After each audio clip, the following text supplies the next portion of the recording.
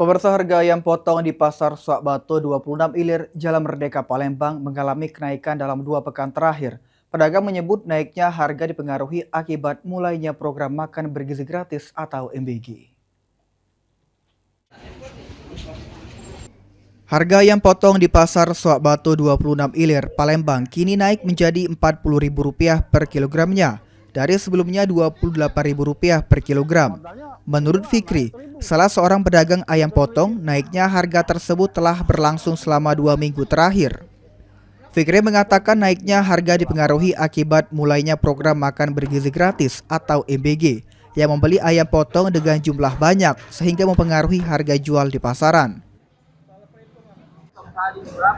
40. Itu kapan dia naik? Dari budak masuk sekolah sampai MBG, bareng dan MBG. Barengan MBG kan? Iya, budak sekolah pertama masuk.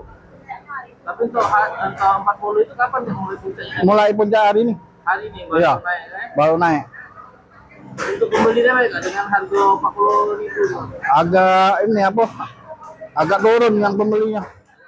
Pedagang berharap harga ayam potong bisa stabil agar pembeli kembali meningkat. Suryadi, PAL TV.